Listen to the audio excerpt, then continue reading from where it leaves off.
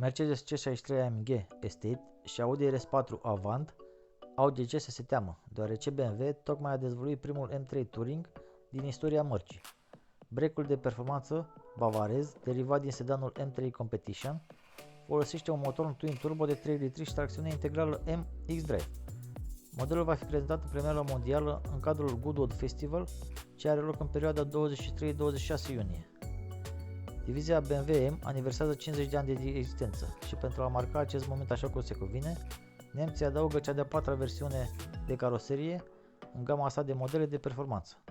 Aceasta va sta la loc de cinste alături de versiunile sedan, coupe și cabriolet ale modelelor M3 și M4.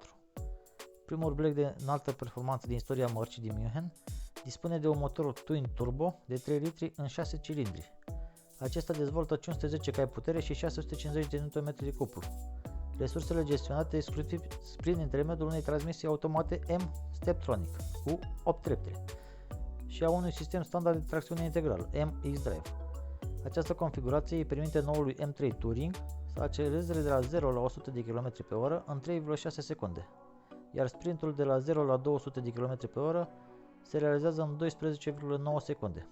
Viteza maximă este limitată electronic la 250 de km/h, iar pachetul M-Driver mărește viteza de top la 280 de km/h.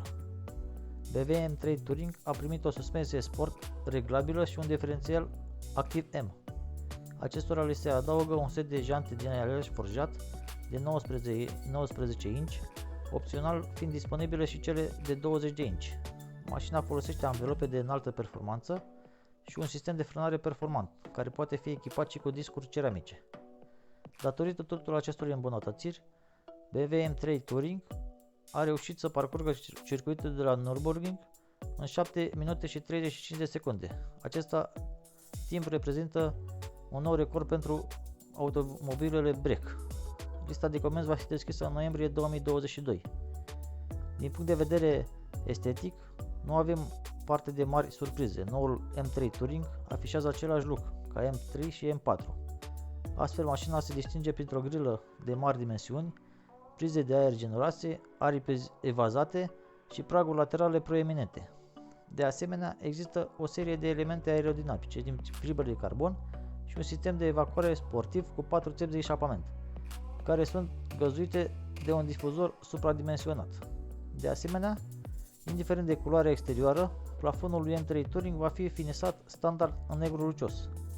Pe lista de opționale se găsește și un kit exterior M din carbon. Modelul german de performanță nu este doar cel mai rapid break, ci promite să fie cel mai practic. M3 produs frădat, datorită probagajului al cărui volum poate ajunge până la 1510 litri. La interior regăsim ecranul curbat, care este oferit și pe noul M3. Aceasta constă într-un instrumentar de bord digital de 12,3 inch și un ecran tactil central pentru sistemul de infotainment de 14,9 inch. În același timp, modelul este dotat cu un volan și scaune sport, aceasta din urmă tapizate cu piele merino de foarte bună calitate.